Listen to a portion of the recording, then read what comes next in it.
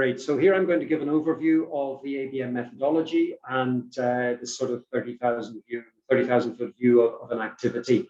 As I said, we are in a learning by doing phase. And so this is one way that I think you're going to be able to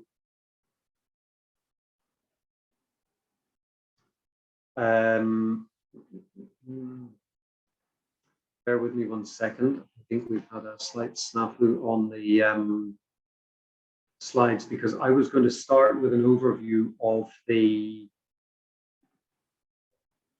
project cycle, but actually I've used a version of the slides that Lucy edited. So just bear with me a second. I'm just going to open up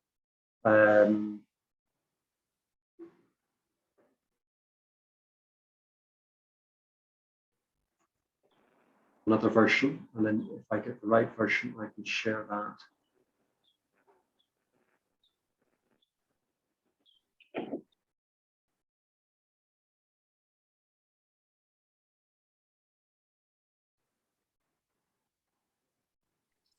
Hey, Gareth, once you've found the slides, you're also welcome to just quickly forward them to me and I can share from my side. Yes, unfortunately, I closed down my Outlook, so I'm going to share them from my screen. Sorry about this, colleagues. Please just bear with me 1 second.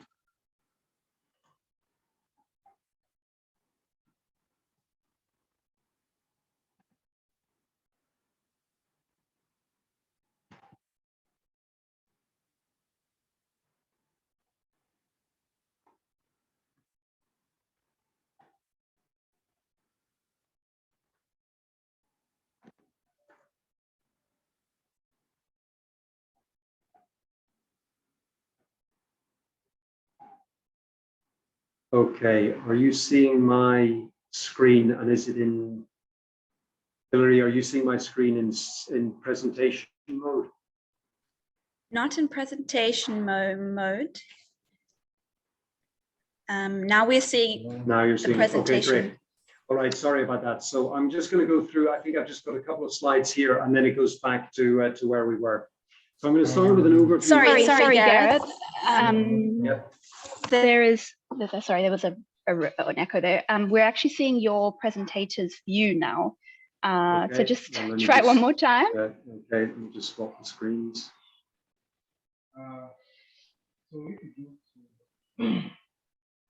Let's see, that worked perfectly. Thank you. Okay, good. Sorry about that. Great. So this is a quick overview of the ABM project cycle. And we've got this lovely diagram. I really like this diagram. I think Lucy prepared it. It gives a good overview of how the ABM cycle works. Now, probably maybe a little bit small for you to see the detail in the individual boxes, but I'm going to talk through them just briefly to make sure we have a sort of a good understanding of how the process works. So first of all, this cycle is governed by the ABM Executive Committee. It's their role to approve the methodologies, to approve and register activities, as we call them, as opposed to projects. We use activities because it's a bit broader than the concept of projects. So the ABM Executive Committee approves the projects and registers them on the ABM register, and later on they certify and issue the adaptation benefits, and then they deal with various requests for clarification, things like that, as we go through the process. So they have the governing role, and they're supported by the ABM secretariat, which is basically Lucy, assisted by Shimalis and myself when we can. As I said, we have very strong similarities to the CDM process. So things like the methodologies panel and the third-party validation verification. So all these things are very similar. But we have also introduced some significant differences to trying to address some of the bottlenecks. Some of the later stages of the process are still under development, so particularly validation, verification, certification, issuance, and cancellation or redemption of the certified adaptation benefits. These activities have not yet been proceduralized, and we haven't yet decided how we're going to do that. However, I think in the secretariat we have a good view of how we think those things can work. And as and when the executive committee is ready, we will be preparing procedures and guidance for their approval. So I'll come to those, a little bit of an overview of those in a minute. And I mentioned about the costs associated with the Clean Development Mechanism project cycle. They became quite significant. At the moment, under the ABM pilot phase, the costs are being met by a range of different sources. I'm able to provide some of my admin budget from my department at the African Development Bank, my division at AfDB, to meet some of the costs, but we are also raising or meeting some of the costs from some of our early pilot projects. So, for example, our project here in Côte d'Ivoire dealing with cocoa is funded by the Africa Climate Change Fund. And within the budget of that project, we have some money for meetings and for expert work and so on. And again, Lucy has worked very hard to build in sort of running costs into the projects that we're working to get approved. We hope to get a little bit of money from the Global Centre on Adaptation, Global Adaptation Centre, and we have more plans, which I'll talk about later on, how to raise additional funding. So at the moment, costs are being met by the pilot programme, but in due course, we will plan to charge for registration and issuance, and that means the project developers will need to pay those. We may need to put some provisions in place to, advance funds for that and so on. We'll work on that. But one of the key differences between the adaptation benefits mechanism and the clean development mechanism is that actually the costs associated with the project cycle can be internalized into the project costs. And so when we come to calculate the cost of a certified adaptation benefit from an individual or from a given project, you can include the costs, the transaction costs, so the registration, issuance fees, and so on, and the development methodology, they can be included in the final cost of the adaptation benefit. And so ultimately, it's the consumer who will pay for those costs. And that is a significant difference from the clean development mechanism, because in the clean development mechanism, all of the developers were competing against a benchmark price, and the cheapest project developers were the ones that maximized the profit. And that meant that the project development community focused on countries and technologies that were cheapest and easiest to work with and to work in. And that was one of the factors that contributed to what we used to call the unlevel playing field of the clean development mechanism, where we saw a lot of the development going to countries like China, India, and Brazil, and actually very little of it coming to Africa. There were other reasons as well, which I'll touch on later on, but this costing, the transaction costs, was one of those. And that also, the transaction costs in the clean development mechanism sort of also mitigated against small-scale projects. Of course, we've said that we think the small-scale projects are particularly important for the adaptation benefit mechanism. And so it is important that we will be able to internalize the costs associated with the development of projects into the price of those certified adaptation benefits. So then let's just look briefly at the main steps in the project cycle. First of all, we have to start off with an approved ABM methodology, and that's the focus of today's discussion. How do we get to an approved ABM methodology? Project developers can develop their own ABM methodology and take it through the approval process. They can use an existing approved methodology, or they can modify an existing approved methodology. Now, those of you who worked in the clean development mechanism may recall that the MEF panel became quite a bottleneck for activities and for moving forward, especially when you wanted a clarification or you had to revise something. You had to wait for the next MEF panel meeting to take place, and sometimes you didn't get onto the agenda, so you had to wait another one. And I wasn't on the MEF panel, but I think they met maybe every other month. And so on. So this contributed significantly to the delays. So we have revised that approach somewhat, and we've created this roster of experts from whom the chair and co-chair of the MEF panel draw 4 or 5 members to create a methodology team to work on a specific methodology. And what's interesting is that that team is empowered to work as much as they need to and as quickly as they can to approve the methodology or to get it to a stage where they can reach a conclusion. And they do so through remote meetings, through virtual meetings using Zoom and so on. So in summary, we've zoomed the ABM methodology approval process. And the idea is that this should be able to take place a lot more quickly than we saw in the clean development mechanism. So that's an important change where we sort of debottleneck that process. Then the next stage is the preparation of the activity design document. We don't yet have any activity design documents to point to as examples. Invariably, they will probably bear some resemblance to the CDM, what was called project design document, or PDD, because a lot of the same kind of information needs to be presented. But that is the document that describes the project and that will be the basis of the due diligence. That's sort of similar to the documentation that you would submit, or it plays the same role as the documentation that you would submit to the Green Climate Fund, to their secretariat to go through their CIC stages and ultimately up to their board. So the ADD is our main document for performing due diligence. Then we look for a host country letter of approval. Again, this is directly similar to the clean development mechanism. Ideally, it should be issued by a focal point or a government. However, because we're in a pilot phase now, such bodies don't exist. So we're a little bit more flexible about where that letter of approval can come from. But in due course, we might see governments adopting or creating a focal point for the ABM. And what that letter needs to state is that the proposed activity is aligned with the host country's policies and needs for adaptation. And so we might see that the project activity addresses stated needs in the NDC or an adaptation communication or national adaptation plan or other documents. So we can find support for our letters of approval of the projects in these kinds of documentation. Then we go through the validation and registration process. So this is the third-party independent review, similar to the role of the designated operational entities in the clean development mechanism.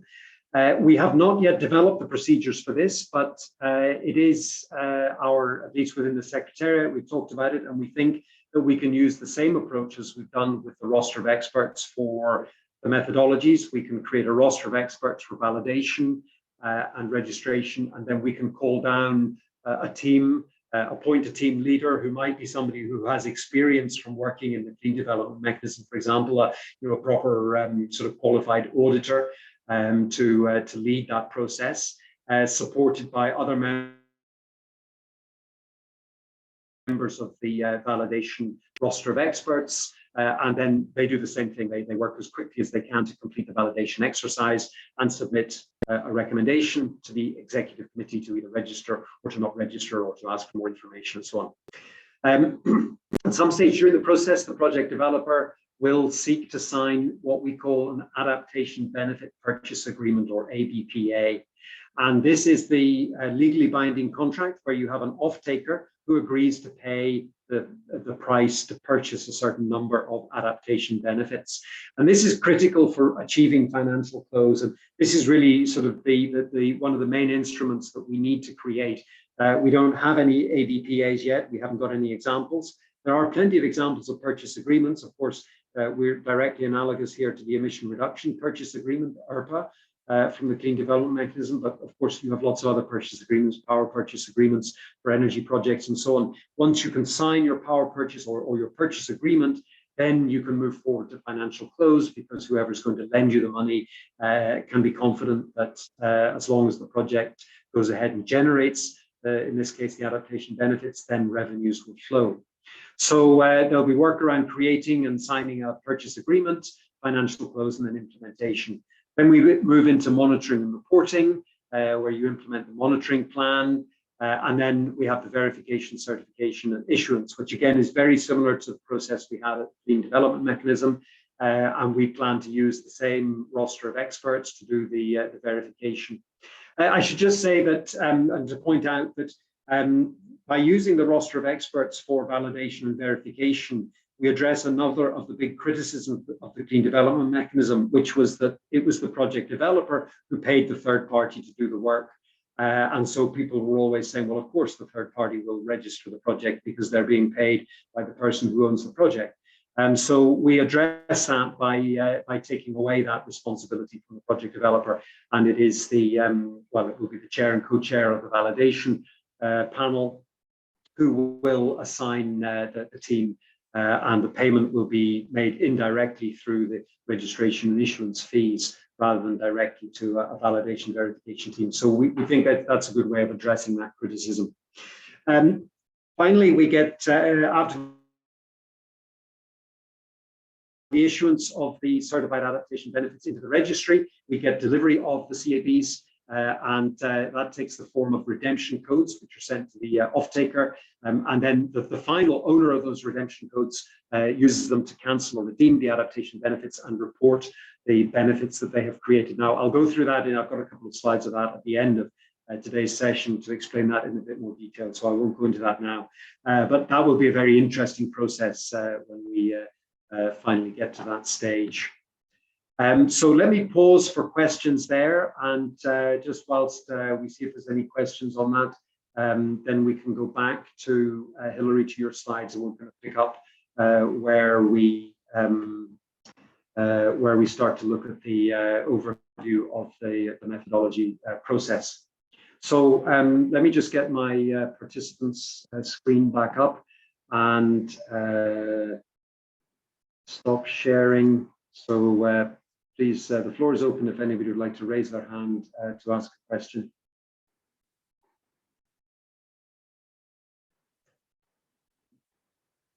I can't believe that nobody has a question at this stage. Even if it's the last winner, we think for coffee break. Rui, go ahead. Yeah, hi Gareth. I hate to leave a vacuum, so. Can you speak up a little bit, Rui? Anyway. Yes, can you hear me? Yeah, yeah, you're a bit faint, but I can hear you. Okay. Sorry, I think my line's not that great, so I'm not sure why. But anyway, yeah. Just in terms of these the fees, I just want to sort of walk through how the cash flow potentially could work. So obviously, as we know, the registration process and verification, for which, as you're saying, fees will then be paid, come quite late in the process. So in terms of cash flow, unless there's a sort of a pile of cash sitting somewhere that will meet these costs, how do you actually meet the costs of the, of doing the work that the DOE would do, which comes a little bit earlier, of course, because registration only comes after, after the, let's say, the validation process has happened, before you then move on to the verification. So, where's it's just a cash flow question, but where's that funding going to come from? A similar sort of question, which is related to, maybe if you could walk us through how the cash flow potentially works with this verification.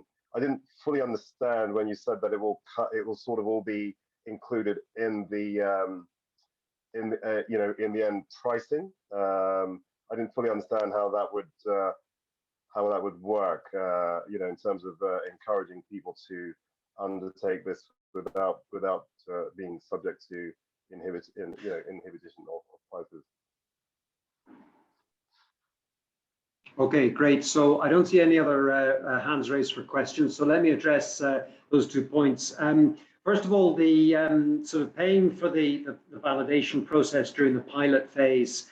That's a challenge that that we have in the secretariat and at the AfDB, is to raise the money to enable us to pay the roster of experts. I have to say, we're kind of living hand to mouth at the moment.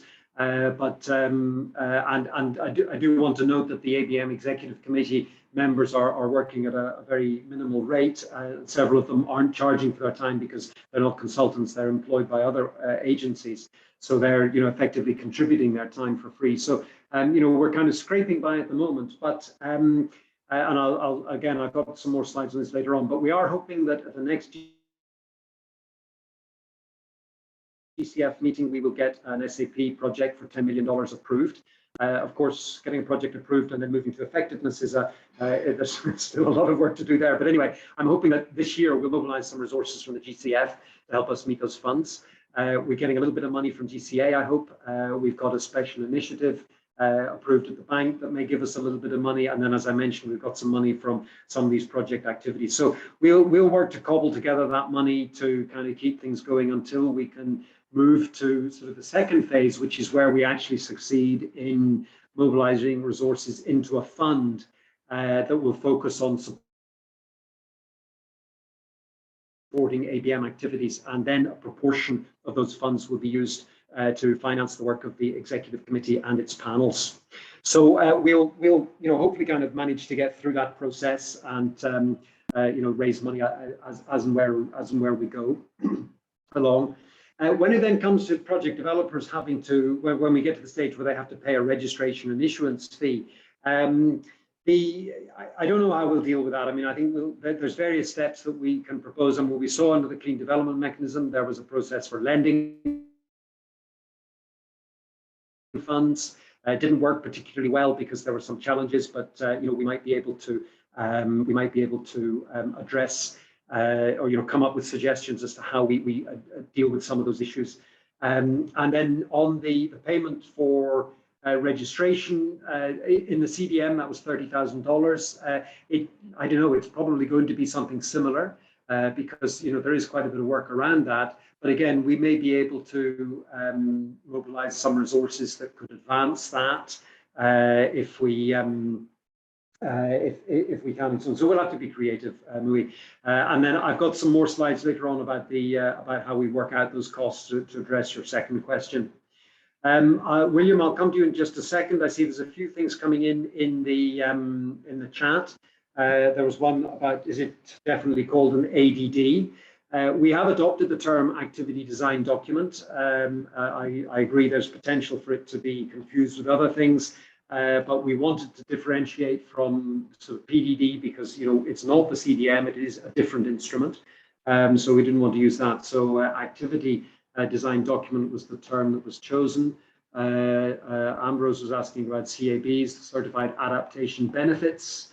And from Sergey, I understand the adaptation activity needs to be aligned with the NDC, so the host country can issue the LOA. Would the CABs need to have accountability towards the NDC under the ETF? I don't know what ETF is, but no, I mean the CABs aren't directly accountable. It's because they're not; these aren't fungible. Gareth, yes. May I come in on this? Yes, please do. Yep. Yeah. So ETF is Enhanced Transparency Framework, and it requires reporting. But of course, when it comes to adaptation, the reporting requirements are less stringent than for mitigation. So essentially, countries are free to decide what to report under adaptation. And of course, the work program that has now been set up for the next 2 years to define more clearly what is the global goal of adaptation and how to develop metrics and approaches for operationalizing it will certainly address this further. So for the time being, there is no clear guidance, but I would expect that host countries that have a strong adaptation component in their NDCs would want the ABM activity be in line with those activities. Thank you. Great, thanks for clarifying that. And well, you learn something new every day. So ETF now is in my lexicon. Indeed, yes. So we may see those being aligned with that or not, depending really on the desires of the host country. William, over to you. Yeah, thanks so much, Gareth. So it was great to hear you mention the desire to make sure that smaller projects were included, since we would fall into that camp. But I was curious to hear, trying to understand a little bit more. I think if I understood you correctly, the idea of passing on the cost of developing a project to the end beneficiary and how that decision was made. Simply because, in the communities where we work, obviously the ability to pay for the infrastructure we build is already limited. Adding additional costs that's passed on to our our customer would of course make that even more difficult. So could you explain that a little bit more? Or if I didn't understand it correctly, then please explain where I didn't where the disconnect is. Thanks. Yeah. Yes, indeed. I think that is just a disconnect. The cost is added into the cost of the certified adaptation benefit, which is what hopefully the donor or the fund is going to pay for. So it's not passing it on to to your electricity consumer. I mean, it's quite the opposite. We're trying to pass the costs of developing, in your case, the mini grid or whatever. We're trying to pass the costs of that on to an external third party who will pick up those issues. And it's very important that we address this. The costs of small scale projects, and it's not just that. It's the additional costs of working in post-conflict zones, in least developed countries and SIDS. And so on, because the CDM didn't go to those places because of the costs and the challenges of doing the project, because the primary motivation was profit maximization, and we have a different approach under the ABM. Okay, thanks for clarifying. Good. Okay, so we can go back to the slides now, Hilary, that we were on previously. And then I'll continue now to go into our 30,000 view. I see I'm obviously way over time already, but as I say, I don't think our second session will be as long as I budgeted for time-wise. Okay, so now we are going to proceed now. So I think we're probably back into the PDF version of the slides that you've received. I'm going to give a quick overview of an ABM methodology and activity. So this is kind of it's not quite an elevator pitch because I can't quite do it in that amount of time, but it's supposed to try to give you an overview of how the whole mechanism works, and I think is something that we've kind of been missing a little bit. And as I said, with the caveat, we're in a learning by doing phase. The guidelines are new and untested, and additional guideline will be developed. And what I'm going to present here is not the final word. There are other ways of doing things. So I'm going to talk a little bit about the theory of change, barrier analysis, the definition of adaptation benefits, selection of accrediting period, and the pricing of the CABs, which hopefully will address these questions from Mui and William. We'll touch on MRV, and then I just want to make a link to the climate adaptation finance that the MDBs, the Multilateral Development Banks report on. First of all, the theory of change or problem analysis. Now, Axel referred to the results chain in his slides, and I'm going to talk about theory of change, but it's also linked to logical framework. And some of you may have taken a few minutes to watch the presentation made by Belynda Petrie from OneWorld, where she explained theory of change a little bit. I have to say I am not an expert on theory of change, and Lucy helped me with some of the input to these slides. But it is going to be, I think, quite a strong instrument, and the fact that that Axel referred to it in his slides also, I think, indicates that it's very likely that we will see the theory of change or the results chain as being a key element of the methodology and the activity design document. Now, as to where this detail goes, I think it's important to note, maybe it doesn't need to go in the methodology, maybe it just comes in the activity design document. But I do think that with instruments or with tools like this, when you can give guidance in the methodology, it helps the process significantly, because if you've got a clear theory of change outlined in the methodology, and if that methodology has been approved, and if the activity or the project developer's activity is then eligible to use the methodology, then it means they can use what's written in the methodology in their activity design document, and they don't need to go away and reinvent the process, which makes the whole process easier, because the validation is easier because it's already approved in the methodology and so on. So I think it is going to be useful to develop the theory of change in the methodology. And we have a team in the African Development Bank here who deal with some of these kinds of things. And if there is demand, I believe that we could organize a 2-hour training session to look at this in more detail. So why is the TOC useful? It helps us create a clear logical step for the climate rationale, which is the heart of the adaptation activity.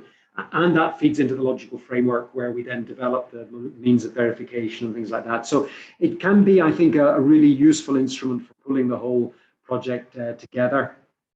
As Axel said, it entails identifying the core climatic problem for the targeted community or ecosystem. And we're deliberately including those terms because this reflects the breadth of activities that be considered under the concept of adaptation. So communities, ecosystems to be addressed by the activity, and it requires on you to conduct a problem analysis by charting the direct and indirect causes, as well as its direct and indirect negative impacts and their influence on the broader development system, such as the Sustainable Development Goals. So it helps put a framework around everything that we're doing, and it will help address many of the issues that we need to see brought out in the methodology. It will justify the core problem and prepare for the next step, the logical framework, which helps us identify the exact points of intervention, so the causes and the impacts, and then what is to be done to address those causes and impacts. Again, this goes back to the principles that Axel mentioned in his presentation. And very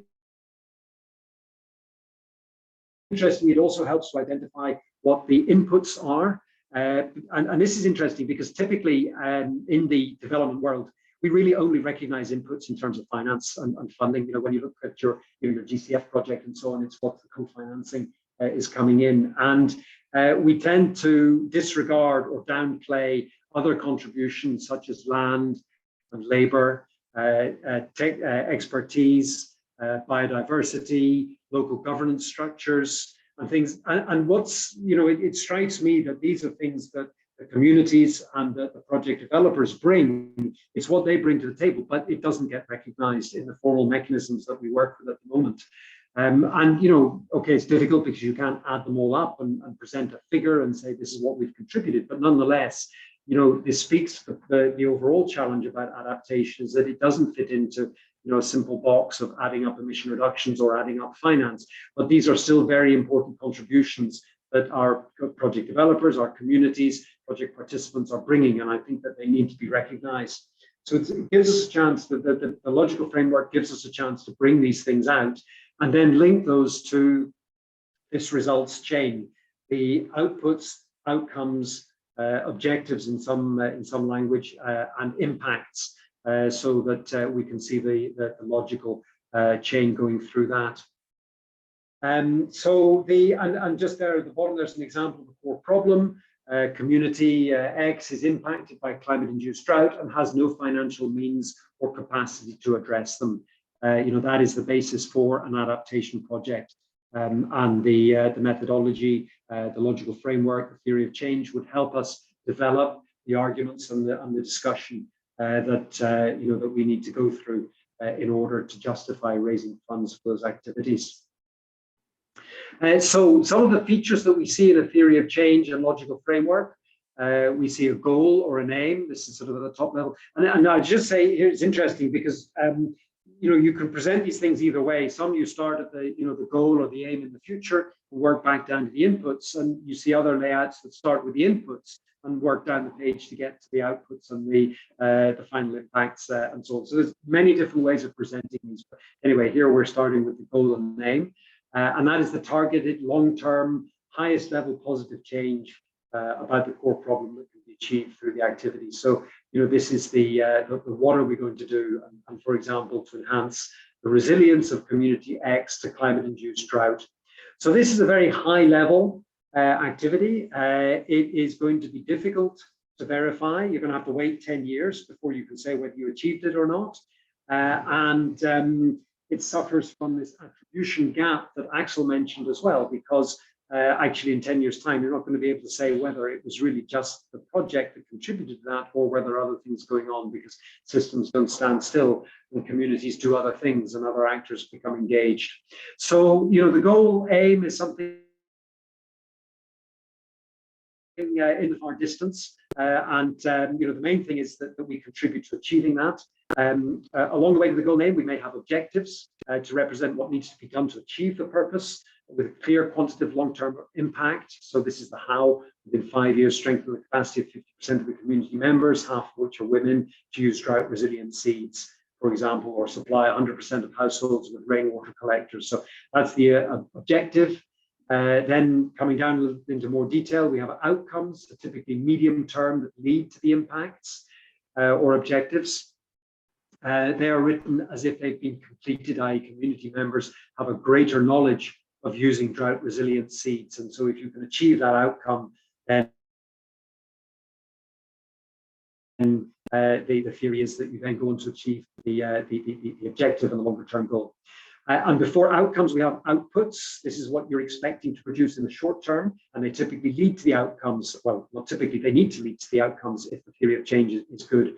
So you might say at least 50 participants, half of which are women, have successfully completed training on drought resilient agriculture.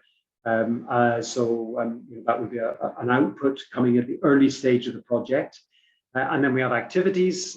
These are the specific actions need to deliver the outputs. So hold 2 days workshop for 50 participants, prepare training materials, and ensure reflection of the training in the local media so that it's advertised and people know to come and participate. And then before that, still, we have the inputs, which are the resources that go into the activities. So equipment, land, consulting services, training needs, meetings, venue, catering, accommodation, all the kinds of things, the detailed things that you have to get on and doing to actually make those activities happen. So you see there the results chain. We start at the top and work down, but you can start at the bottom and work up. What's important is that these steps are all clearly linked and transparently laid out so that you can explain how you're going to get from one stage to the next. And that speaks immediately to the principle that Axel mentioned about transparency. And I think this is one of the most important aspects of the ABM project. We need to have a strong theory of change where it is very logical how you get from the inputs to the final impacts or goals, maybe 10 years down the line. And I think that if you can articulate a strong theory of change, then many of the other aspects of the ABM process, will fall into place. Let me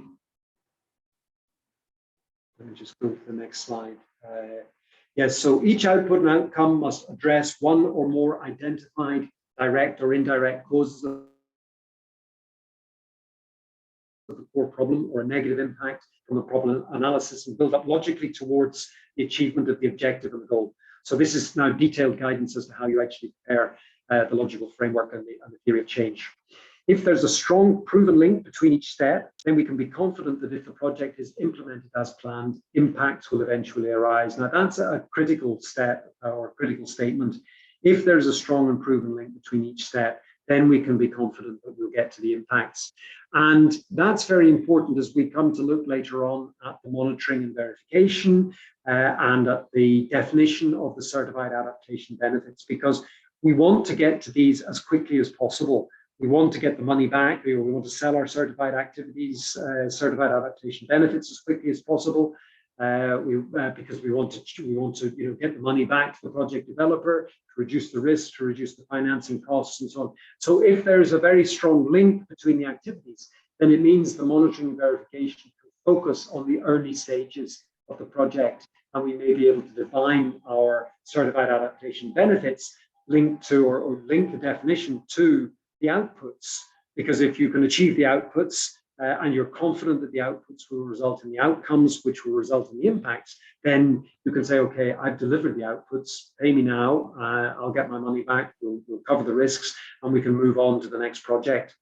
So this, Gareth, may I just come in here? Yeah. Because I think this is a crucial issue. Yes, please do. Yeah, so, well, if we take our principles seriously, then of course, the further down the results chain we go, the more likely it is that we have a credible benefit.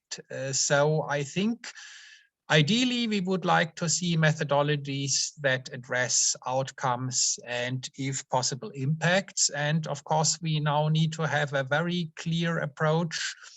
Yeah, how robust does the link between the outputs and the outcomes have to be that we actually consider outputs as sufficient. And I think this will be probably the litmus test of whether we are actually able to do it nicely or not. So as you say, the strong proven link in the results chain is absolutely critical.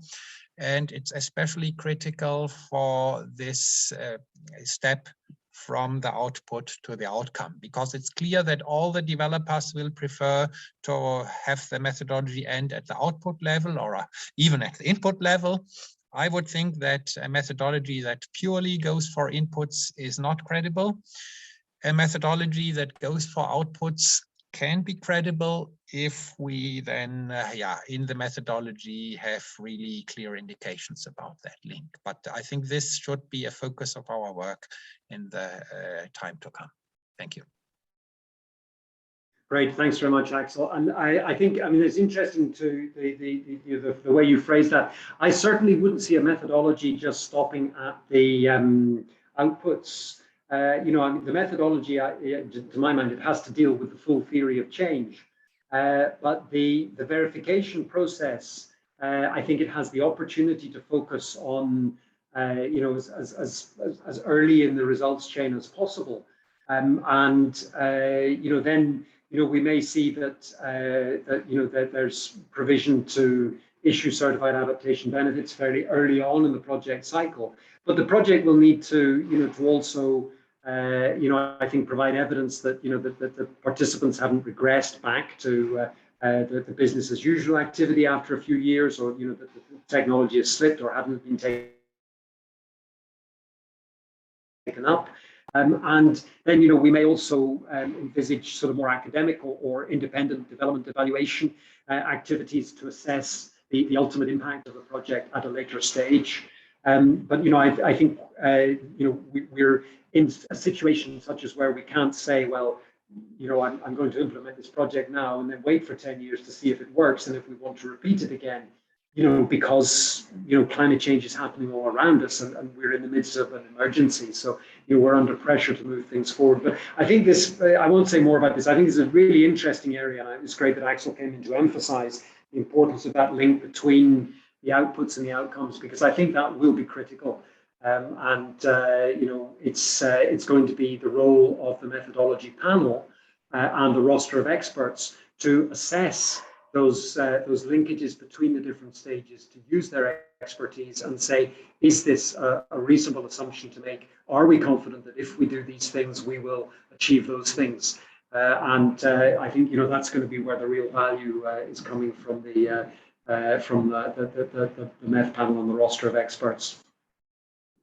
Okay, so moving on the slides, I'm on the third bullet point. The monitoring and verification is easiest and cheapest for inputs and activities, and hardest and most expensive for impacts. I mean, that's just a general statement, but you know, generally speaking, we see that you know, as time goes on, it gets harder to monitor and to verify things. As we'll see, there are some technologies that can also make verification very easy if we can choose the right kinds of parameters to verify, and if they can be tied into the logical framework and the theory of change through this the elaboration of this process. So I think this is the point I made at the start. The theory of change can be elaborated in the activity design document or in the methodology. But as I said, I think it helps to see it coming out in the methodology, because it makes the process easier for everybody involved.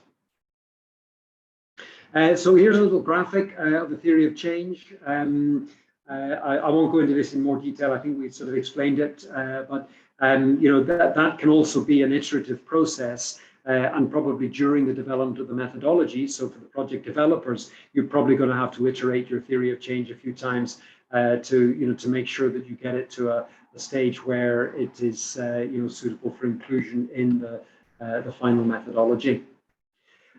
So then, how do we use the theory of change? I think I've probably said most of this already.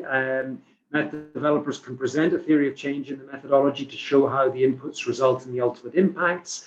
And the methodology experts will review that and decide if it's correct, strong, or weak. I think a strong theory of change will suggest a good project that's likely to result in the desired impacts. if there's a strong likelihood of inputs will result in outputs that are highly likely to achieve the desired impacts, then we can use inputs and outputs to verify the ABs. Axel, you want to come in?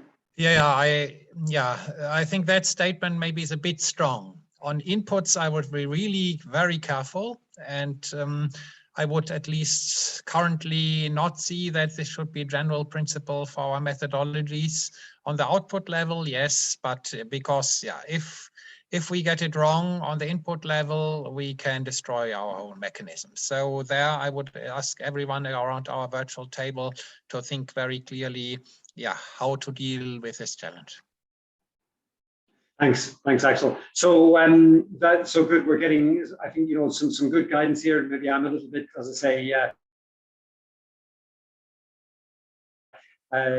thinking, how can we make this work? So maybe less focus on the inputs. But I don't know. There might well be instances where the input is at least part of the verification process. But I'll leave that open for the discussion. In the case where you have a weak theory of change, I don't know if that means it's not a good basis or it's not a good methodology. There might be other approaches that we can come up with in those circumstances. So I think the door is open there to come up with new ideas. And final point, some of the adaptation benefit purchasers may also be interested in the theory of change. Many of the development agencies use theories of change, and they might want to to see or even get involved in the development of the theory of change. So as a project developer, if you're talking to a donor about raising funds from them to sign a purchase agreement, they might want to get involved in the design of the methodology and say, okay, we're happy to pay for these kinds of outputs or outcomes if you define them like this and so on. So you may bear in mind that they may want to get engaged. Mui, I see you've unmuted. Are you wanting to ask something? No, sorry. No, okay, that's fine. Okay. So let's move on then quickly just to we're still at our high level analysis. Let's look at the barrier analysis. What is stopping the project from happening? So the barrier analysis is directly linked to what needs to be done to enable the project. And this, of course, has been greatly developed, this understanding of barrier analysis, particularly through the Clean Development Mechanism. I know it's used in other spaces as well, but the CDM, I think, was an instrument that took this to a very high level of development. The most common barrier that we may expect to see is that activities are not financially viable, and that's very common in the adaptation space because, as we know, adaptation projects typically generate public goods. They often don't generate things that you can sell. And so, it's very difficult for the private sector to get involved and to make enough money to deliver their required internal rate of return or to help them get their money back and so on. So not financially viable is a very common barrier, but there are other barriers that can also be explored.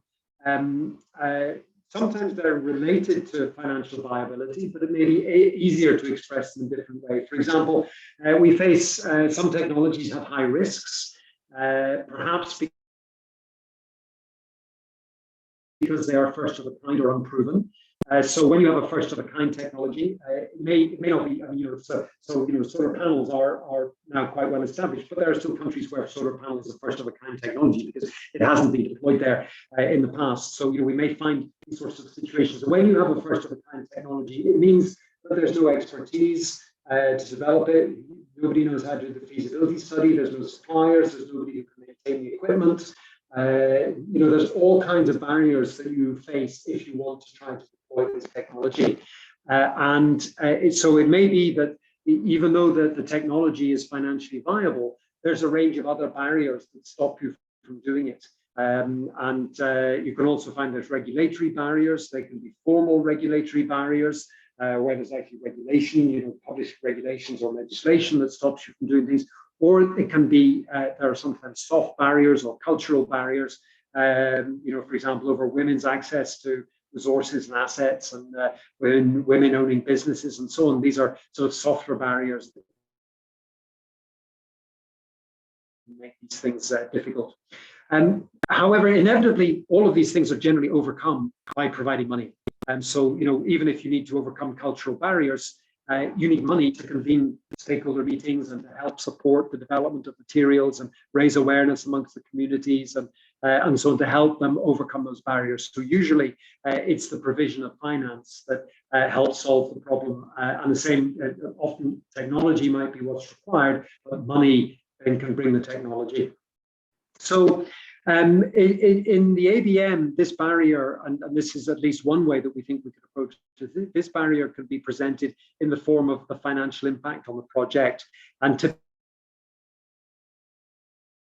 typically we might see a cash flow or an IRR calculation to show what the situation is as the project currently stands. So typically you might prepare a cash flow or an IRR calculation that shows that the project doesn't generate enough revenues in the absence of any additional support to make it financially viable. There's different kinds of calculations that you can do and different ways that you can lay that out. But you may show there isn't enough money coming in to cover the debt that you would create, or there isn't enough money to provide an equity return or an IRR return on your debt, or so on. So lots of different ways that you can do that. But the basic principle is that you could develop a cash flow model that shows what the financial barrier is to the project. And the point about mentioning this is that if we know the nature and the duration of that barrier, then we can determine the revenues that are needed to overcome the barrier. And that is where, at least in this example, that's where we're trying to get to with the ABM financing. The ABM financing is supposed to come in and plug that gap. If you want to develop water pumps, solar water pumps for farmers to help them irrigate their land, and the community needs $1 million to install the pumps across the different farmers' fields and so on, and obviously they don't have $1 million. Well, they could borrow $1 million, but there's going to be interest payments and so on, and they're not going to be able to pay it back. So then you can use a cash flow analysis to work out how much money they would need to overcome this barrier until such time as they've reduced the debt sufficiently that the farmers can afford to pay off the rest of it themselves from their increased income from the production of crops under an irrigated regime. That's the kind of scenario that we're trying to get to see what is the financing gap.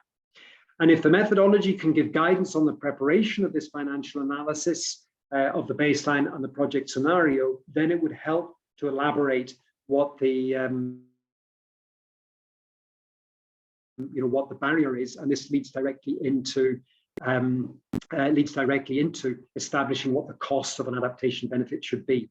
And then we get to the details of what's in the cash flow, and here we can include all the relevant transaction and project financing costs. And so this goes to I think it was Mui's question, where you include the cost of developing the methodology, the activity design document, the MRV costs, as well as the project costs, the financing costs, interest payments, return on equity, and so on.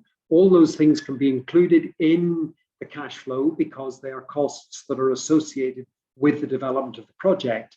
And then if you raise sufficient finance to sort of plug that gap in the cash flow, then that's the process of having the off-taker or the purchaser of the adaptation benefits paying for those costs. Actually, it was William, I think, who asked that question. So William, I hope that sort of explains how we would use the methodology and then the activity design document and the costing process to address those transaction costs and pass them on to the activity developer.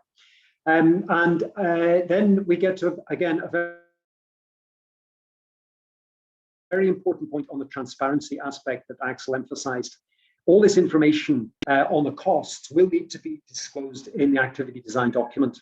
And that is really important because we think that the purchasers of the certified adaptation benefits, they will want to see what they are spending their money on. And that transparency will help us understand why the same technology costs different amounts of money in different countries or different locations. So, if you try to do a climate resilient agriculture project in DRC or in Sierra Leone, it's going to be more expensive than doing it in Tanzania or Kenya for a whole range of reasons. And those reasons will become transparent in this cash flow model in the activity design document. And the methodology sets the framework communicating that. And so this underlines the point about the fact that we're not trying to create cheapest adaptation benefits that we can.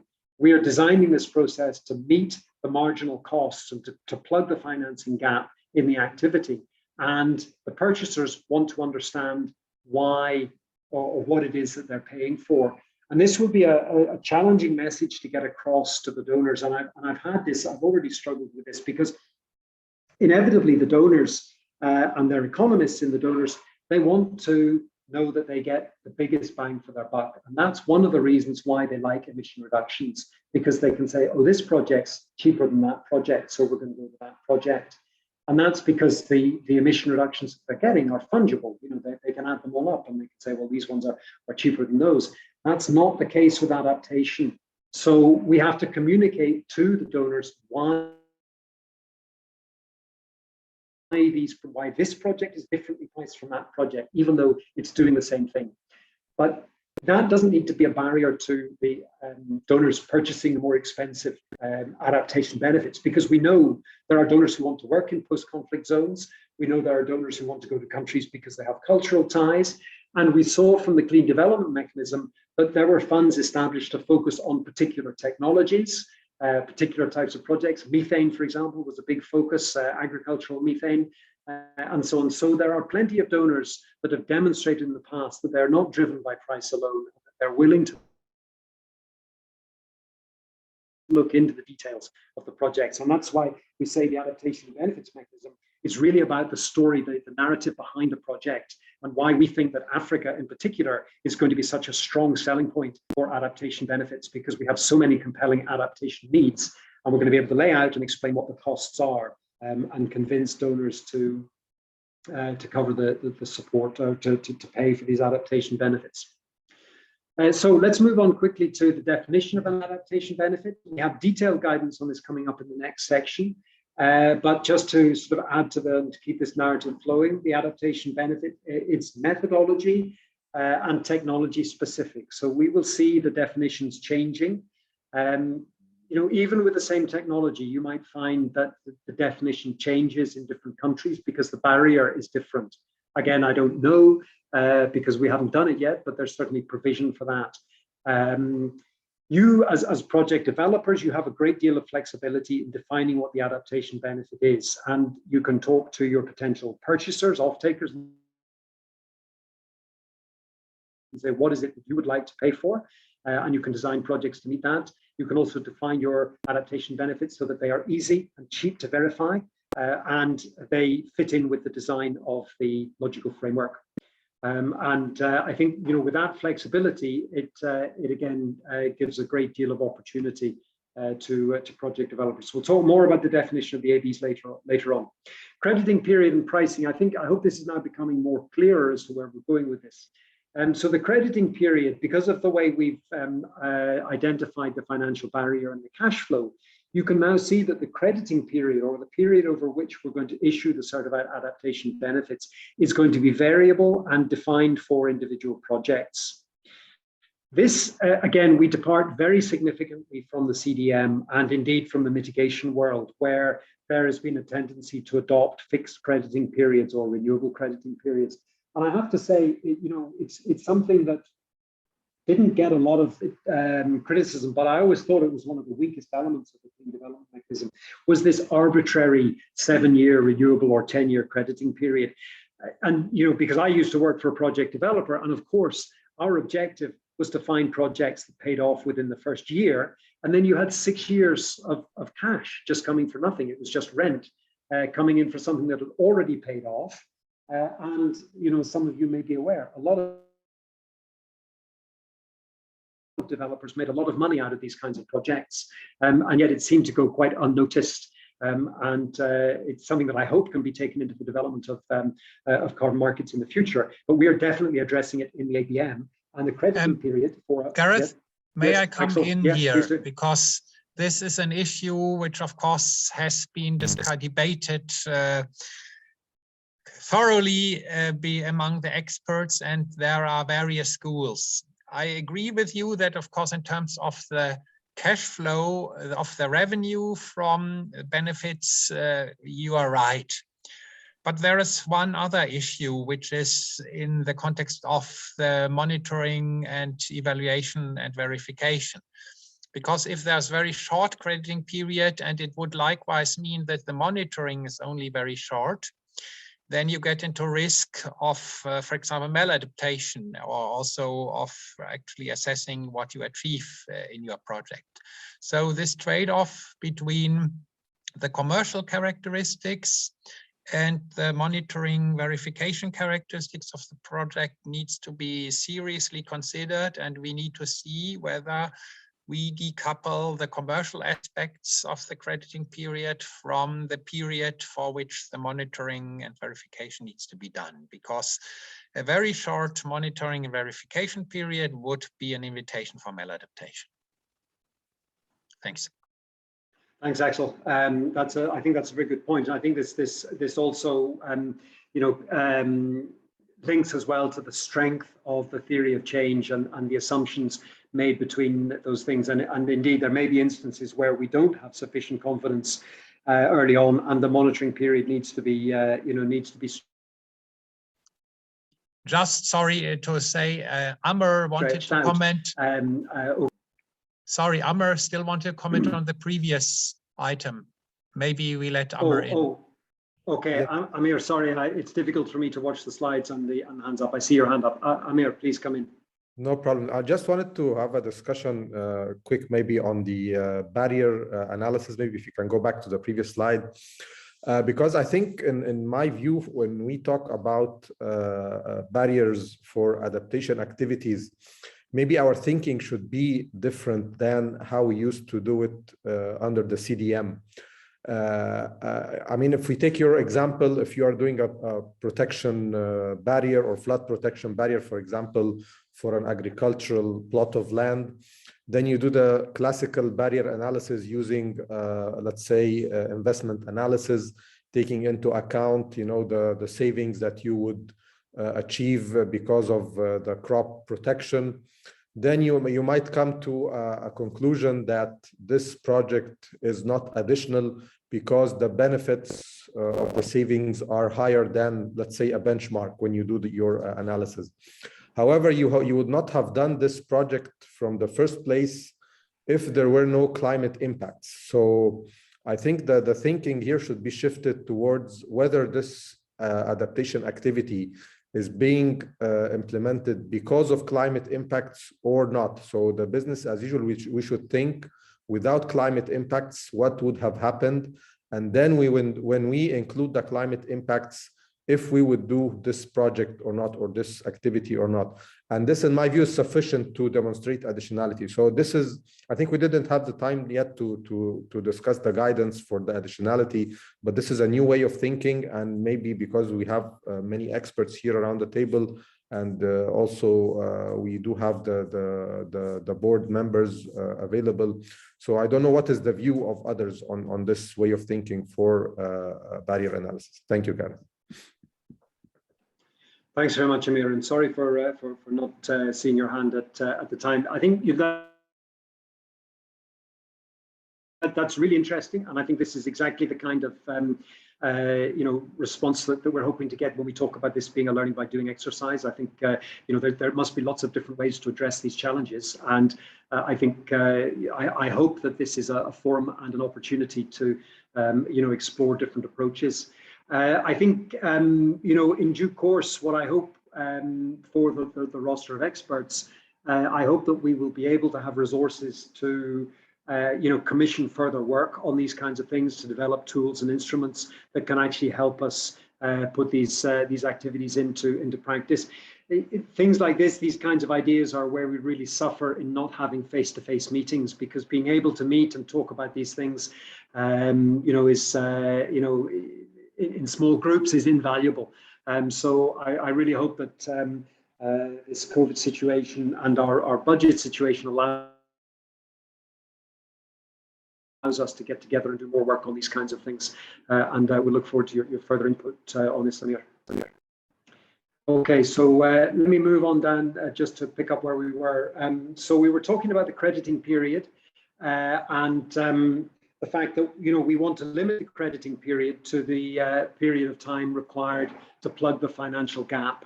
And Axel made the point that we may need to, have some ongoing monitoring requirements to ensure that we don't then contribute to maladaptation and so on. I think those are very, very valid points. I think also, we need to. There need to be some sort of no regrets activities here, where we say, look, we're fairly confident that this activity is going to result in the desired results. We don't think there's going to be any maladaptation, and we need to then, take a decision if we go ahead and pay for this activity. So I think this will be a very interesting and relevant discussion to have about how we ensure project the same time we don't stop people coming forward with new ideas. There are some benefits around having at least a short, let's say, a commercial crediting period when money is paid, and that is that, first of all, it reduces the financing costs for many sort of developers and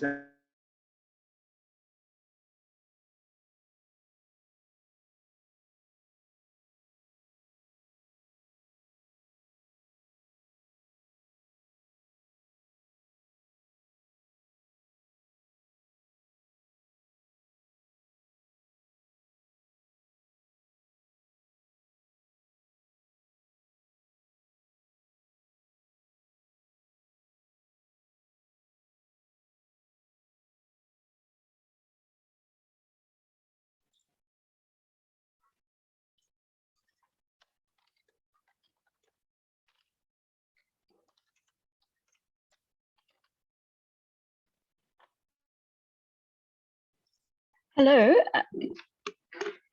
Gareth, we can no longer hear you. I think we've actually lost Gareth. Yes. Excuse me. So I think we've lost Gareth. Let's just give him a moment to reconnect.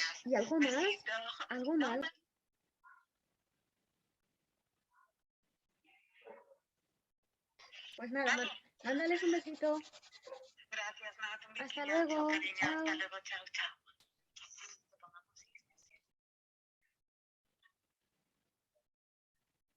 Here he is.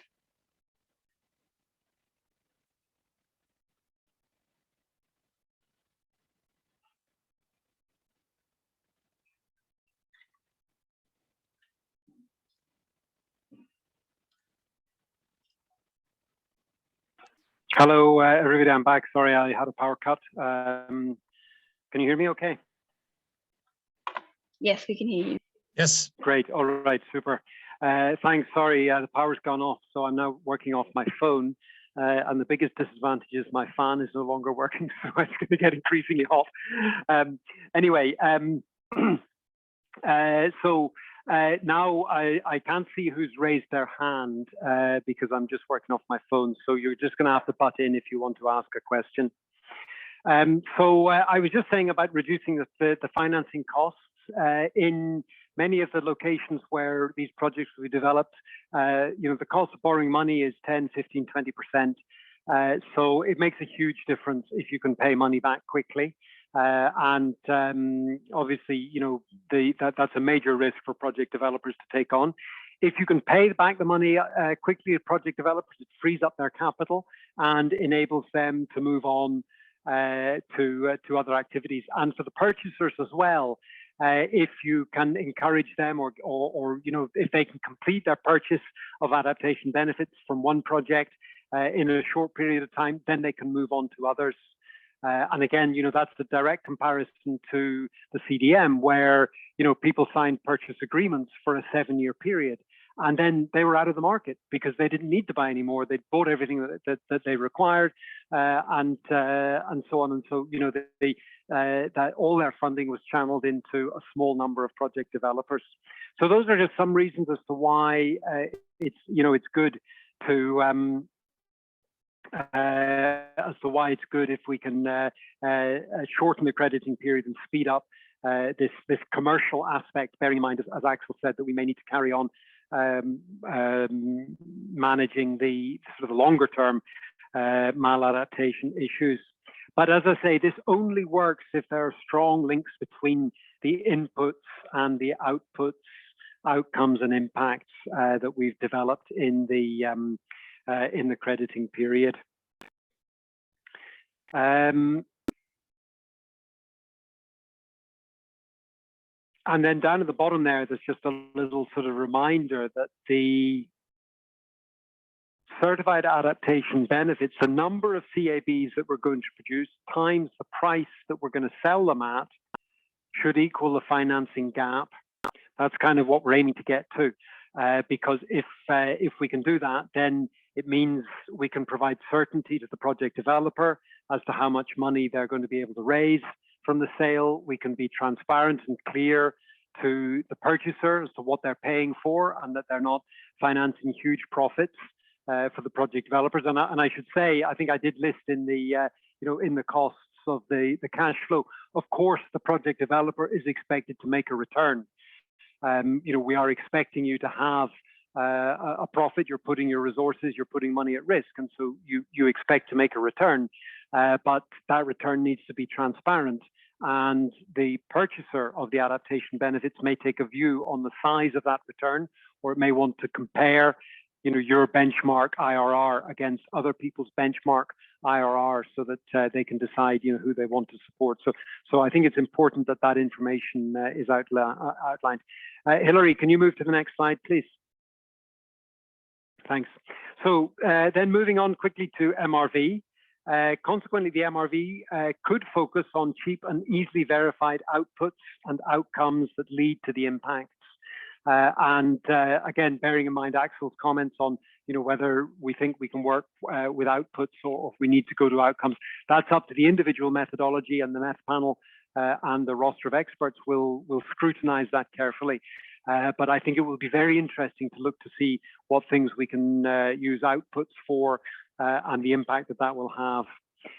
Also, I think when we can use electronically and remotely verified data, these can speed up the verification process. I used to work for a DOE, and I know the challenges of verifying information and the mistakes and the costs that can be pulled in. When you've got sheets of paper that you've got to go through and add up numbers and check, it can be laborious and expensive and prone to errors. When you've got electronic data, you can very quickly analyze it. You can pick out the outliers. You can immediately see where somebody got a digit wrong. They're out by a factor of 10. You can, chop off the top 10%, the bottom 10% as outliers. It's just so much easier when you've got electronically available information. So these are things to look out for. And the technology has come on tremendously. Now, GSM and mobile phone, internet, and so on is available widely. So it means that we can look at remote monitoring devices to do things that even during the CDM we weren't able to do. Gareth, can I just come in here? Yep, please do. Yeah, so of course, as usual, the detail of the MRV is directly proportional to the transaction cost. So when we look at the principles, of course, we can have, let's say, a lower cost MRV. And then the question is how to interpret the conservativeness principle. So, of course, I agree with you that buyer interest counts, but of course, we also need to protect the reputation of the whole mechanism. So if there is now a buyer pushing for a very simplistic MRV approach that then also is not conservative, then I would think that the methodology community around this virtual table here should intervene. So we need to see how this, let's say, trade-off between MRV costs and then the application of the conservativeness principle can be applied in a pragmatic way. Thank you. Yes, thank you, Axel. I mean, definitely the roster of experts and panel is, they're the gatekeepers, they're the guards on this, and for sure we can't have project purchasers, pushing the quality down. But I think there'll be a very good, very interesting balance between the two.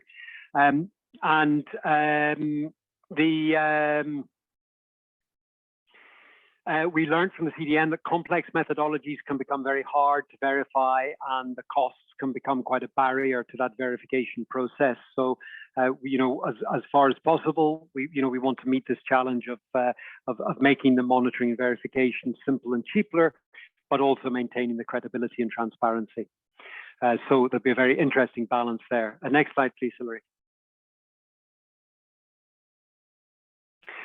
So this is just now a sort of a final point that is ask you to take this into consideration if you can. And I think it's already I see quite closely linked to the principles again that Axel laid out in his short intervention. But the multilateral development banks, we count up our climate finance every year, and we have to report our adaptation and mitigation finance. And actually, it's very interesting because the African Development Bank is one of the few institutions that reports more than 50% of our climate finance as adaptation finance, and that's because we do a lot of water and sanitation and agriculture projects that generally count as 100% adaptation compared to the other MDBs, where they more focus particularly on energy, so they may have more mitigation expenditure than adaptation. But in order to help us to capture all the work under the ABM as adaptation finance,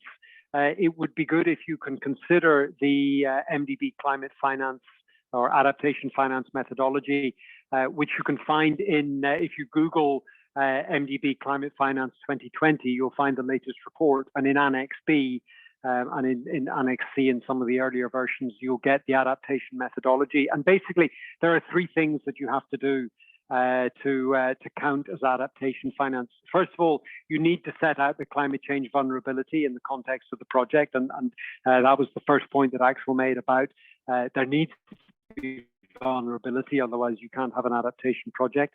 Secondly, you need to make an explicit statement of the intent of the project to reduce the climate change vulnerability. Well, of course, that should come out through the theory of change. It should be very obvious that that's what we're trying to do.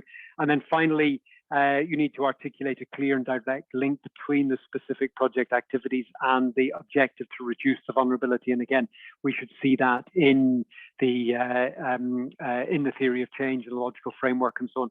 So if those things are done correctly and well and sort of well articulated, then the methodology will set up the opportunity for the activity design document to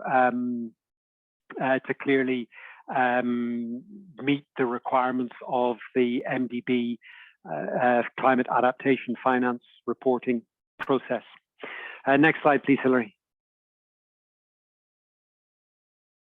Okay, so that's good. That's the end of our sort of 30,000-foot overview of how the ABM works, and I hope that you've now got a sort of a reasonable understanding. That there's still plenty of detail that we can go into in the later slides.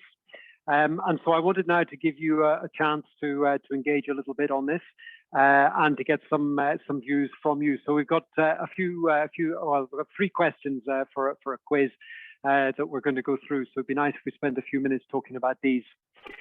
There are no right or wrong answers to these quizzes, these questions. I think there few of them are black and white. So it's really up to you to to think what to consider what you think and come in with your comments.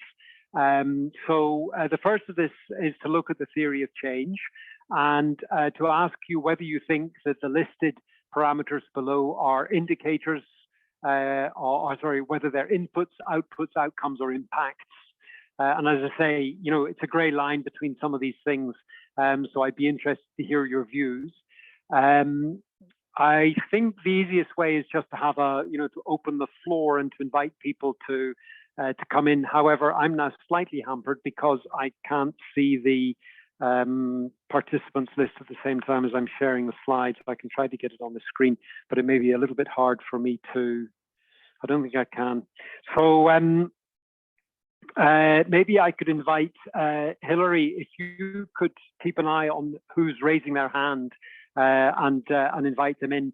And we'll just take a couple of comments on each of these. We don't need to spend too long. So first of all, is this an input, output, outcome, or impact? The first one is improved economic circumstances for the community. Who'd like to offer a view as to where that fits in the theory of change?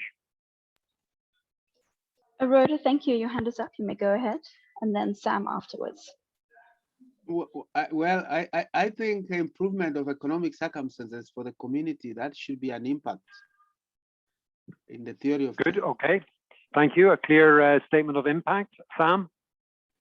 Yes, I concur.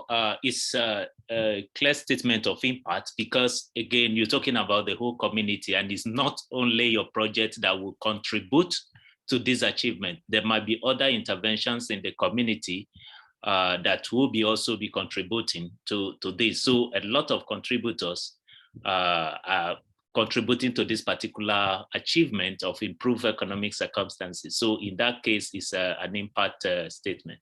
Thank you. Thank you very much, Sam. Okay, I think we're clear on that. Second one, signing of a contract for purchase of irrigation equipment. Who'd like to offer a view on that? Thank you. Sam, your hand is, oh, is it an old hand? Okay, anybody else? Yeah, I can still come in. Go ahead, Sam. Go ahead. Yes, signing of contracts for the purchase of irrigation equipment. It's in between output, input and output, because after the signing, so what? So the signing itself can be an activity which is closely related to the input kind of thing, and it's when it's signed, it's also an output. So signing on its own is an input. If it's signed, then it's an output. Thank you. Great, thank you very much. That's really good. I think to draw that point and where you place it. Anybody else want to comment on that? Rhoda, your hand is up, and if anyone else would like, please raise your hand now. Go ahead, Rhoda. Yeah, I looked at it as an output in the theory of change. I mean, I think it's Sam's point. It sits somewhere between the two. I think it's good, and I think it depends. Then maybe on the individual project as to where that fits. But it's somewhere early on in the process. Okay, let's move to the third one. Payment for irrigation equipment. Maybe I can say this is an input.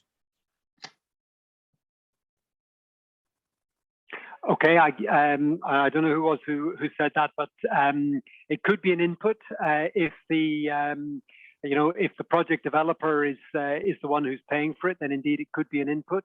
If you're trying to get your beneficiaries to make the payments, then it might be an output because you're going to have to work with them and convince them in the first place.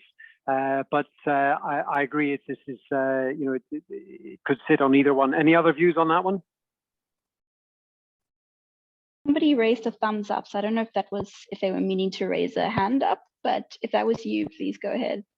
A Chabi, please go ahead. Thank you. Oh. Yes, I think that payment for irrigation equipment could be an input because we are aiming to achieve some or to get some outputs by paying for irrigation equipment. So this could be one of the input to have our outputs. Check.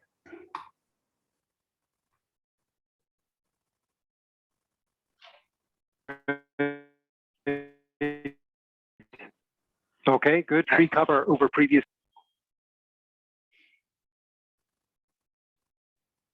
Thank you. Gibson's hand is raised now. Sorry, we're losing you a little bit, Gareth.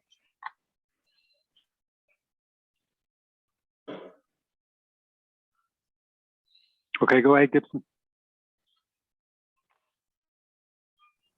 There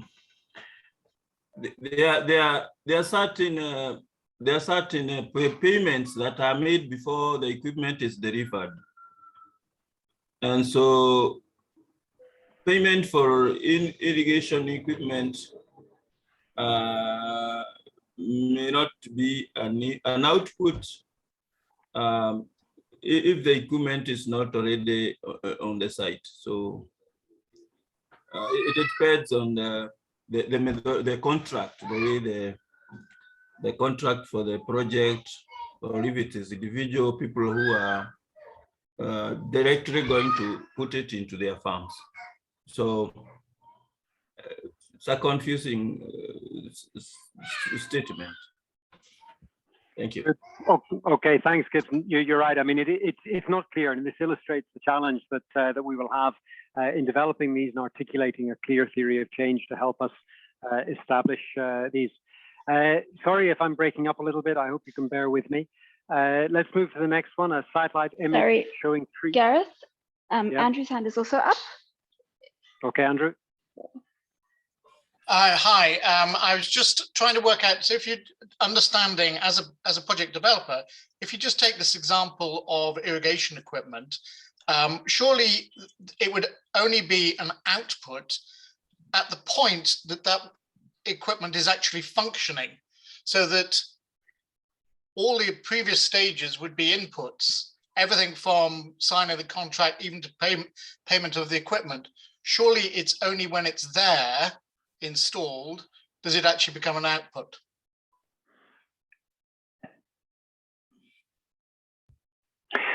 I think I think it could well be. I think you're right to say that in that circumstance to describe it as an output, but I could also see situations where the payment is an input because it's something that's been done by an external party, and it's part of the process of them coming to install the irrigation equipment. Certainly, it's when I was just listening to what Axel was saying earlier, which seemed to be very much pushing out moving out the benefits to a later point, which does then cause cash flow problems. So in many ways, I would like to see the output earlier in the whole project development stage. But what I don't want to do is, what I'm concerned about is that there's a lack of clarity around when something is treated as input and when it's an output. And obviously things will change from project to project. Is that clarity, does that come when the ADD is approved or not? Can I come in here? Thank you. So, of course, ideally, the methodology would specify which parameters are now to be looked at. And of course, one could see a methodology that focuses on inputs and the interpretations that we've just discussed. I think it is important that the developer in the methodology submission makes very clear, well, if he chooses a very, let's say, early step of the results chain, then why is this robust and credible?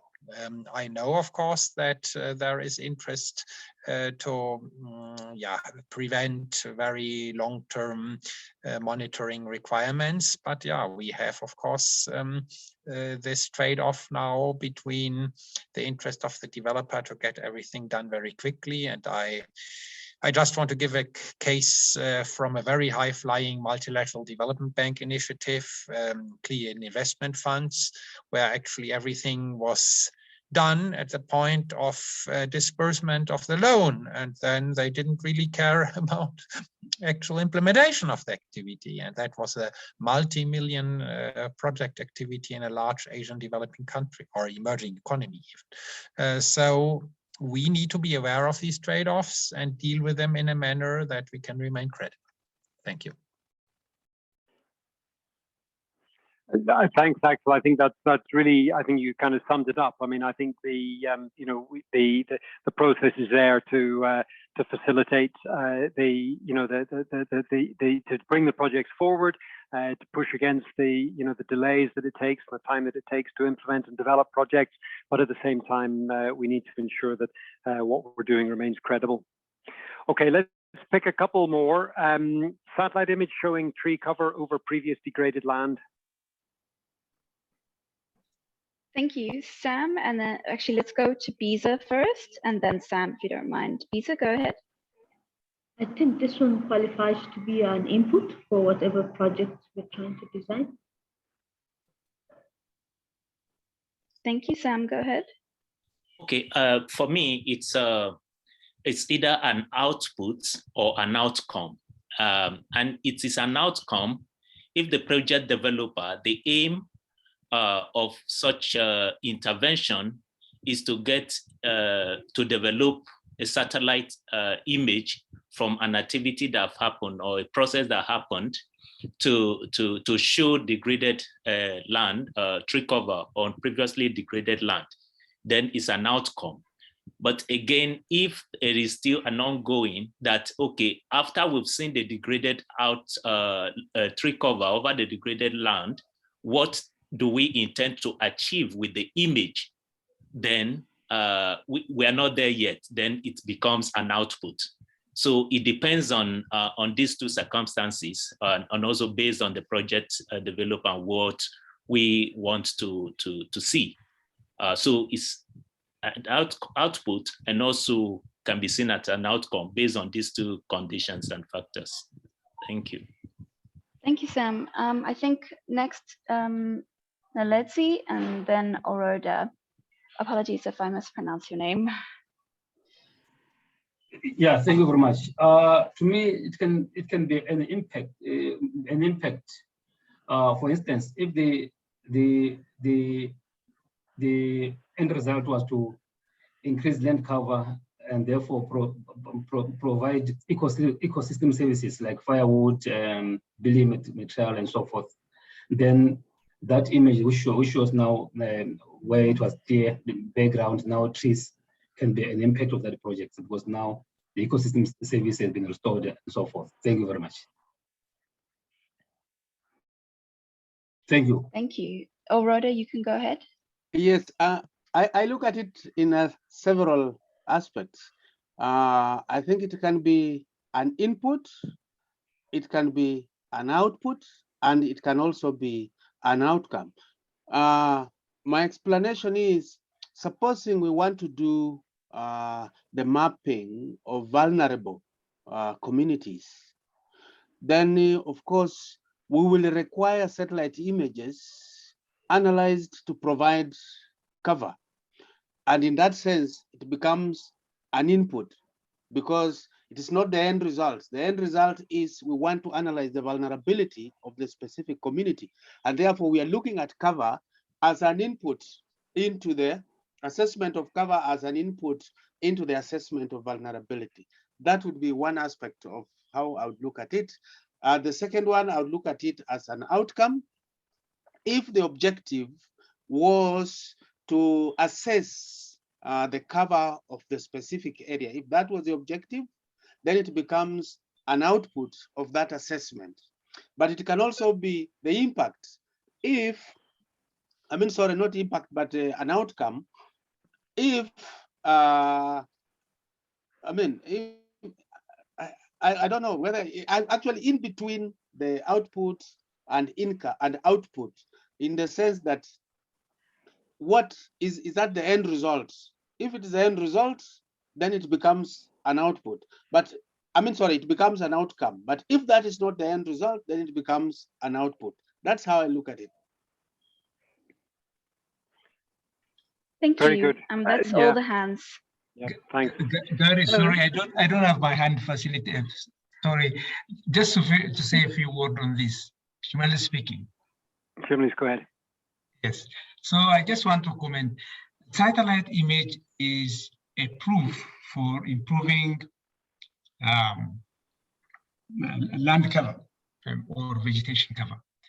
But in adaptation project, we normally improve vegetation cover either to improve the ecosystem service that leads to resilience, say by protecting soil erosion, or by mitigating flood risk, or by providing biomass for feed, or multi-purpose trees, stuff like that. So the ultimate objective of tree planting is not just for tree planting, but there is an objective we want to achieve through tree planting. Therefore, the improvement in tree cover and the proof that we have through satellite image is a proof for output. But the outcome we expect is those impact that we get by improving the tree cover and mature at the end of planning period. Thanks.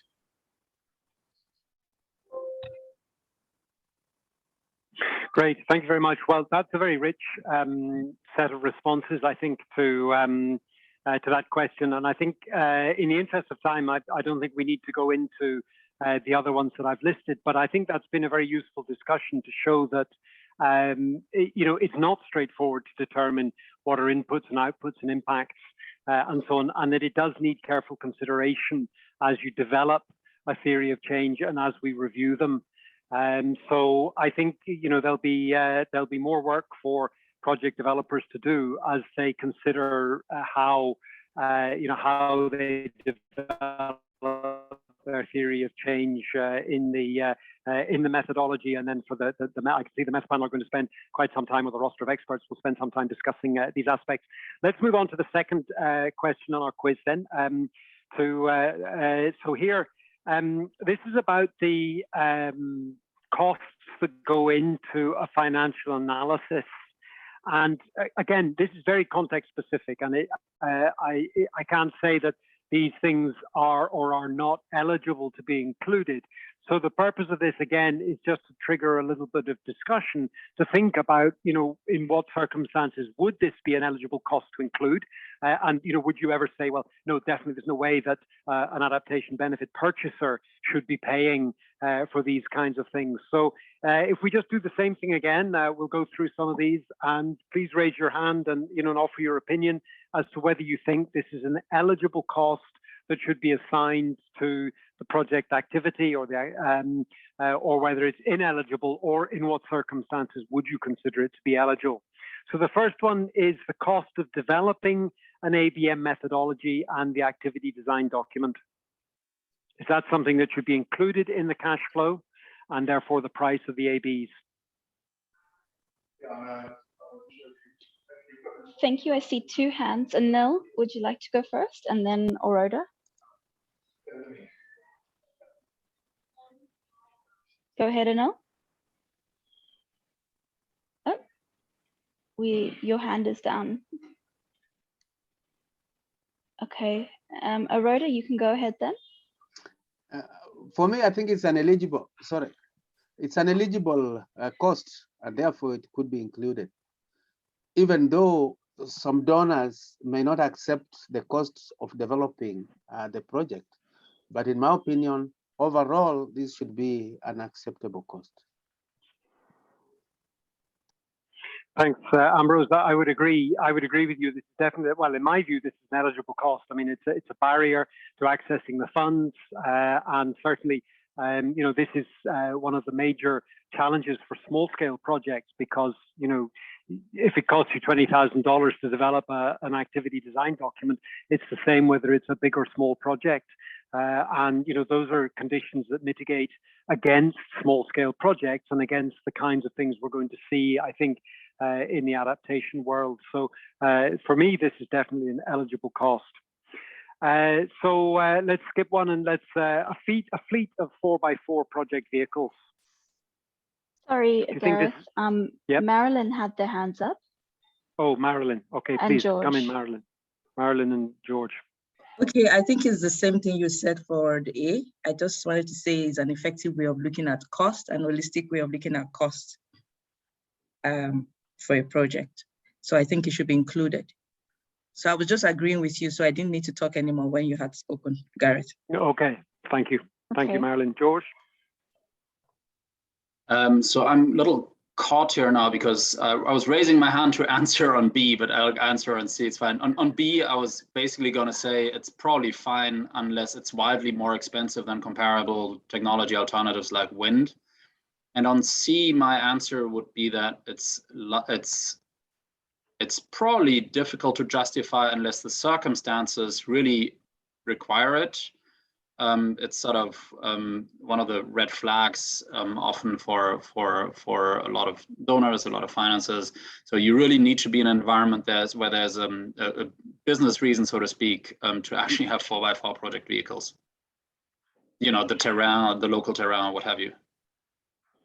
Indeed, I would agree, and that's why I put that in, because it is often a red flag, the purchase of vehicles, and of course you may well have a project that fully justifies the need of 4x4 vehicles to get around to visit the project sites and support the beneficiaries and so on, but it needs to be fully justified if it's going to go into the cash flow. Okay, the next one is overheads of an office, and we can take these next two together, one in Africa and one in Europe. So what should we be paying for in this cash flow? Thank you. A few hands went down real quickly. So the ones that are still up is Sam and George. I'm not sure if that's an old hand, but I also saw earlier, Mui, if you would like to speak to an earlier question, you can still. Otherwise, Sam's hand remains. So Sam, go ahead, please. Yeah, thank you. I think again, sorry for taking us backward. On B, it might be looked as mitigation because we are talking of adaptation. When you're talking about solar panel, cost of solar panel to drive pump irrigation. So the project developer will need to really prove that this is more of adaptation, or either it's coming as a co-benefit or it's coming as a adaptation or building resilience or other thing. Otherwise, it's also debatable because solar panel, it's more of mitigation. And now we are talking of adaptation. So there will have to be a strong justification why we should have money go into the purchase of solar panel. That is just the comment I want to make on that. Thank you. Thanks, Sam. Before we go to these other ones, let me just respond on that. Actually, I think in our principles and for the overall design of the ABM, I think we are not willing to support investment in fossil fuel technology. So sort of our the baseline of our performance is that we are using renewable technologies. So solar panels, I think, being the most likely. I mean, it could be that wind might be more effective depending on the particular locality. But when I wrote this one, I was thinking that, that is the project. And so, that is really an eligible cost for developing the technology to address the adaptation or the vulnerability, which is in this circumstance is presumably drought or variable rainfall impacting upon agricultural yield. So we definitely have to have I think a renewable energy technology. And I think it was George who said, as long as it's not prohibitively expensive or compared to other options, but I would expect that this would be an eligible project cost because, that is, buying the solar panels and the pump that's the barrier that the farmers are facing. So let's go back to I think we were on the overheads for offices in Africa and Europe. Any views on that?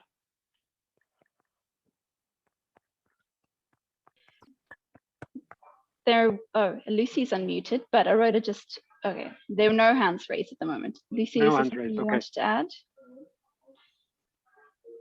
My hand is raised. My hand is raised. Oh, okay. Apologies. So Aroda and then Peter, please. Yeah.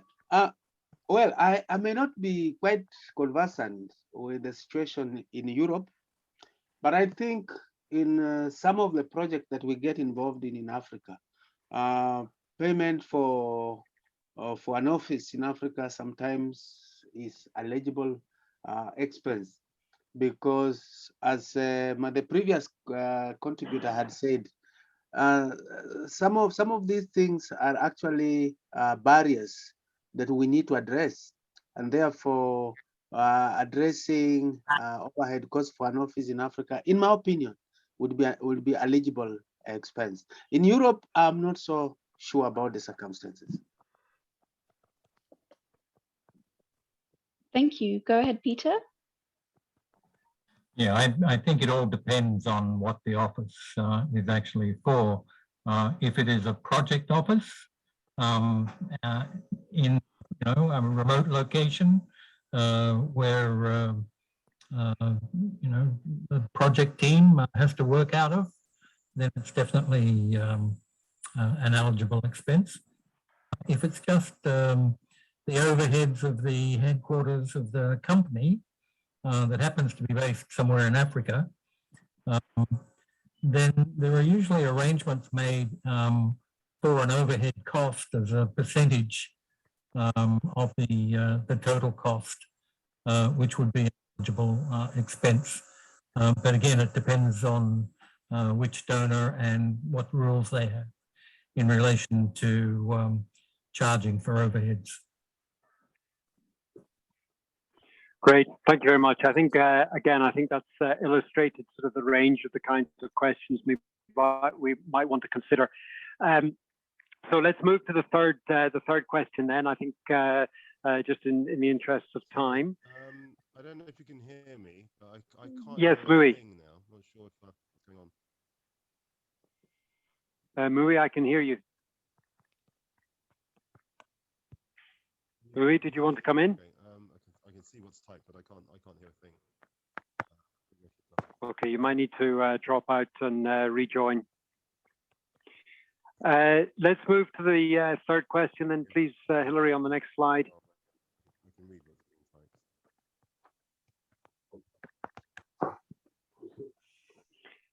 Mui, are you wanting to come in, or? I'm not hearing you now. So let's move to the third question. So which of these characteristics may be desirable? And I think we've discussed some of these points already. So the emphasis here is on may be desirable in a methodology. So there could well be circumstances where they're not, or we may need to justify that further. So I think shorter crediting period, I can answer that one already. We've had quite a bit of discussion about that. And I think, sorry, Gareth. Axel, yes.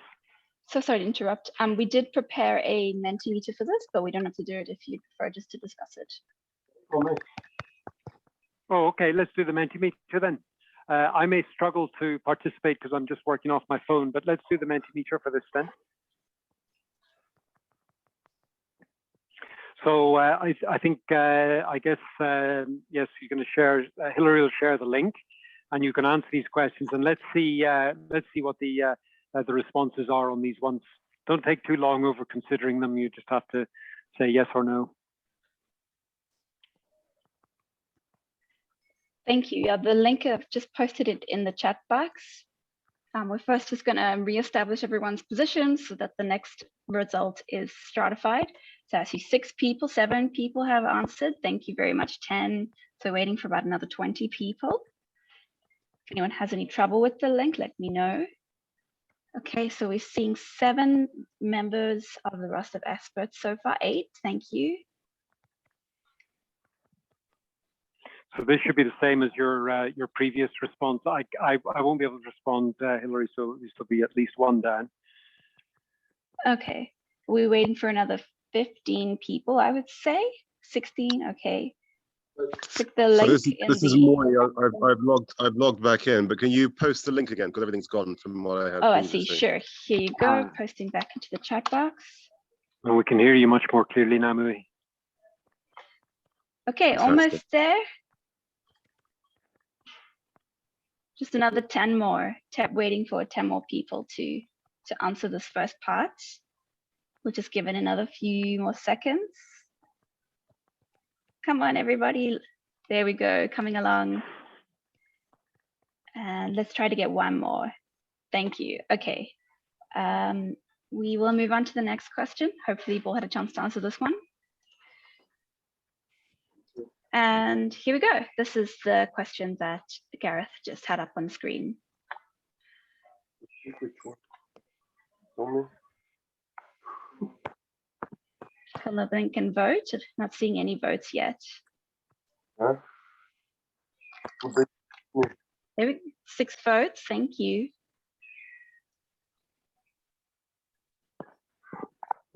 So we're seeing you can vote for multiple options if you like. pick the ones you think are most desirable. Okay. Thank you. Oh, lots of answers. So I'm seeing the results. So that's, and these are people who think, is this the answer? Yes, it is. Yes, so people are selecting the ones that they think are most desirable. Right. And we've got 39 responses. So that's yeah, people can select multiple ones. So it looks like the most popular one is the strong links between inputs, outcomes, and impacts. Yes, it's keeping its lead. The second in the running one is clear statement of climate change vulnerability of beneficiaries. And then coming up fast behind it is evidence of changing climate trends in the project locality. So those are the top 3 that people have voted for. Oh, and they're continuing to climb.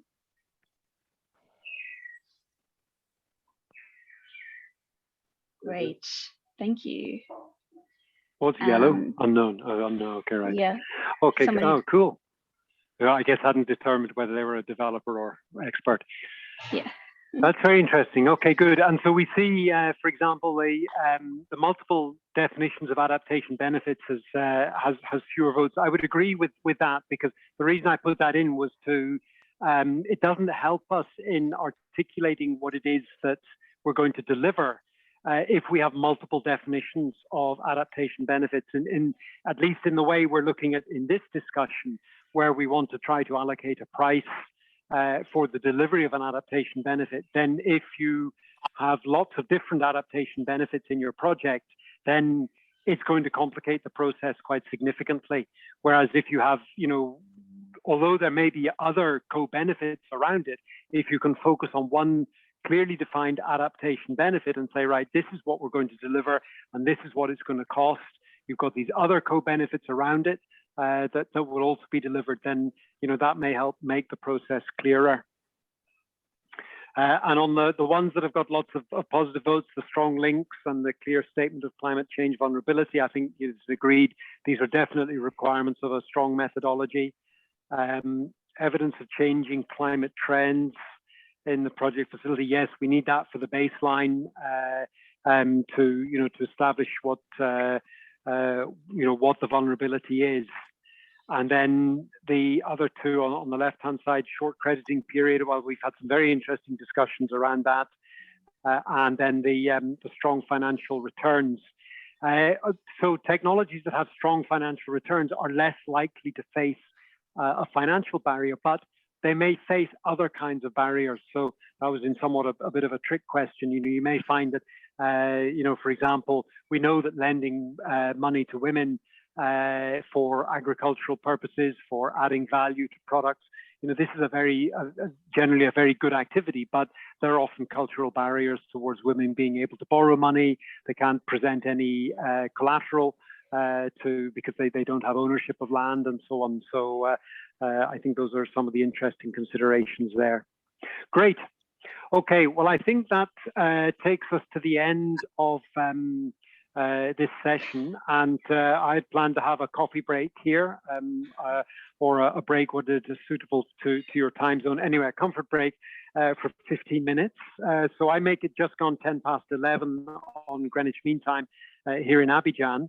So if I can invite you to take a break and come back around about 25 past the hour, and we will start again with the next session on the guidance.